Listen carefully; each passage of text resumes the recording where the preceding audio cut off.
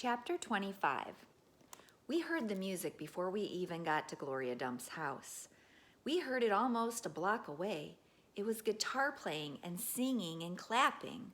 I wonder what's going on, my father said. We walked up Gloria's sidewalk and around back, through her yard and into her kitchen.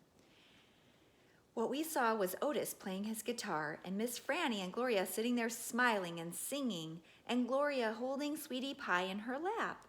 Amanda and Dunlap and Stevie were sitting on the kitchen floor, clapping along and having the best possible time.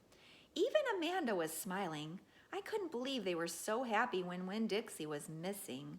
"We didn't find him," I shouted at them. The music stopped, and Gloria Dump looked at me and said, "Child, we know you didn't find him. You didn't find him because he was right here all along." She took her cane and poked at something under her chair. "Come on out there of theirs," she said. There was a snuffle and a sigh. "He's asleep," she said. "He's plumb wore out." She poked around with her cane again, and Winn-Dixie stood up from underneath her chair and yawned. "Winn-Dixie!" I hollered. "Dog!" Gertrude squawked. Winn-Dixie wagged his tail and showed me all his teeth and sneezed. I went pushing past everybody. I dropped to the floor and wrapped my arms around him. "Where have you been?" I asked him. He yawned again. "How did you find him?" I asked. "Now there's the story," said Miss Franny. "Gloria, why don't you tell it?" "Well," said Gloria Dump, "we was all just sitting around waiting on you two, and after I convinced these Dewberry boys that I ain't no scary witch all full of spells and potions." "She ain't no witch," Stevie said. He shook his bald head. He looked kind of disappointed. "Nah," said Dunlap, "she ain't. If she was, she would have turned us into toads by now." He grinned. "I could have told you that she wasn't a witch. Witches don't exist," said Amanda. "They are just myths." "All right now," said Gloria. "What happened was, we got through all them witchy things, and then Franny said, 'Why don't we have a little music while we wait for you two to get back?' And so Otis played his guitar, and woo-wee, there ain't a song he don't know. And if he don't know it, he can pick it up right quick if you hum it to him.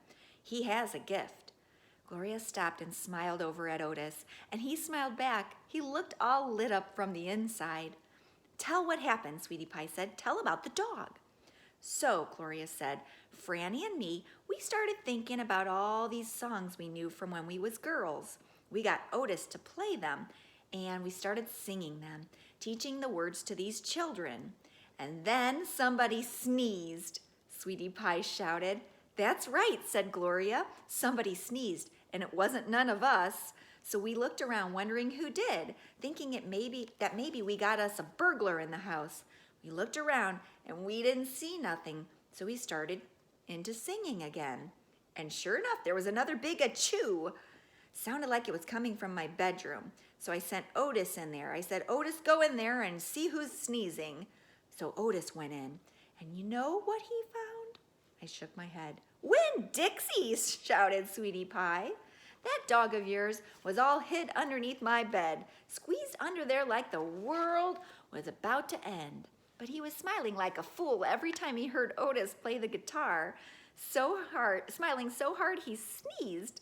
My daddy laughed. "It is true," Miss Franny said. "It's the truth," said Stevie. Dunlap nodded and smiled right at me. So Gloria Dump said, "Otis played his guitar right to that dog, and a little bit at a time Winn-Dixie came creeping out from underneath the bed. He was covered in dust," said Amanda. "He looked like a ghost," said Dunlap. "Yeah," said Sweetie Pie, "just like a ghost."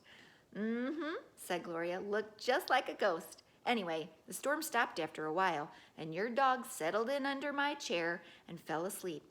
And that's where he's been ever since, just waiting on you to come back and find him." "Winn-Dixie," I said. I hugged him so tight he wheezed. "We were out there whistling and calling for you, and you were right here all along." "Thank you," I said to everybody. "Well," said Gloria Dump, "we didn't do nothing. We just sat here and waited and sang some songs. We all got to be good friends. Now, the punch ain't nothing but water, and the egg salad sandwiches got tore up by the rain. You gotta eat them with a spoon if you want egg salad. But we got pickles to eat and litmus lozenges, and we still got a party going on. My daddy pulled out a kitchen chair and sat down. Otis, he said, do you know any hymns? I know some, said Otis. You hum it, said Miss Franny, nodding her head, and he can play it. So my daddy started humming something, and Otis started picking it out on his guitar, and Winn-Dixie wagged his tail and lay back down underneath Gloria's chair. I looked around the room at all the different faces, and I felt my heart swell up inside me with pure happiness. I'll be back in a minute, I said, but they were all singing now and laughing, and Winn-Dixie was snoring, so no one heard me. Chapter 26. Outside, the rain had stopped, and the clouds had gone away, and the sky was so clear it seemed like I could see every star ever made. I walked all the way to the back of Gloria Dump's yard. I walked back there and I looked at her mistake tree. The bottles were quiet. There wasn't a breeze, so they were just hanging there. I looked at that tree and then I looked up at the sky. Mama, I said, just like she was standing right beside me, I know 10 things about you, and that's not enough. That's not near enough. But Daddy is going to tell me more. I know he will. Now that he knows you're not coming back, he misses you and I miss you, but my heart doesn't feel empty anymore. It's full all the way up. I'll still think about you, I promise, but probably not as much as I did this summer. That's what I said that night underneath Gloria Dump's mistake tree, and after I was done saying it, I stood just staring up at the sky, looking at the constellations and the planets, and then I remembered my own tree, the one Gloria had helped me plant. I hadn't looked at it for a long time. I went crawling around on my hands and knees searching for it, and when I found it, I was surprised how much it had grown. It was still small. It still looked more like a plant than a tree, but the leaves and the branches felt real strong and good and right, and I was down there on my knees when I heard a voice say, "Are you praying?" I looked up. It was Dunlap. "No," I said, "I'm not praying. I'm thinking." He crossed his arms and looked down at me. "What about?" he asked.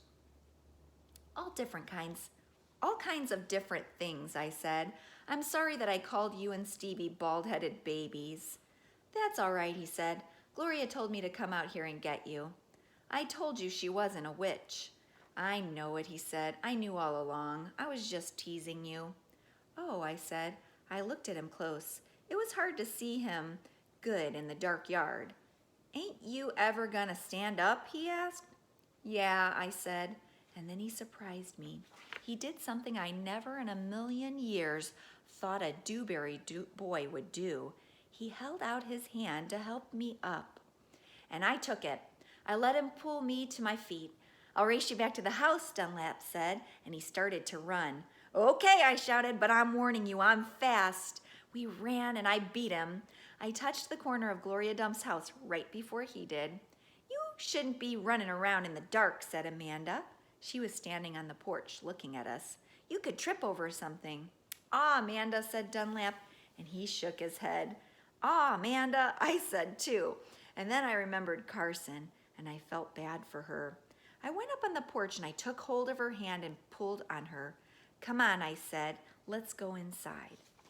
"India Opal," Daddy said when me and Amanda and Dunlap walked in, "are you here to sing some songs with us?" "Yes, sir," I said, "only I don't know that many songs." "We'll teach you," he said. He smiled at me real big. It was a good thing to see. "That's right," said Gloria Dump, "we will." Sweetie Pie was still sitting in her lap, but her eyes were closed. "Care for a litmus lozenge?" Miss Franny asked, passing me the bowl. "Thank you," I told her. I took a litmus lozenge and unwrapped it and put it in my mouth. "Do you want a pickle?" Otis asked, holding up his big jar of pickles. "No, thank you," I said. "Not right now." Winn-Dixie came out from underneath Gloria Dump's chair. He sat down next to me and leaned into me the same as I was leaning into my daddy, and Amanda stood right there beside me. And when I looked over at her, she didn't look pinch-faced at all to me. Dunlap cracked his knuckles and said, "Well, are we gonna sing or what?" "Yeah," Stevie echoed. "Are we gonna sing or what?" "Let's sing," said Sweetie Pie, opening her eyes and sitting up straight. "Let's sing for the dog." Otis laughed and strummed his guitar, and the flavor of the litmus lozenge opened in my mouth like a flower blooming, all sweet and sad. And then Otis and Gloria and Stevie and Miss Franny and Dunlap and Amanda and Sweetie Pie and my daddy all started to sing a song, and I listened careful so I could learn it right. That's the end. That was a really great book. I hope you enjoyed it as much as I did.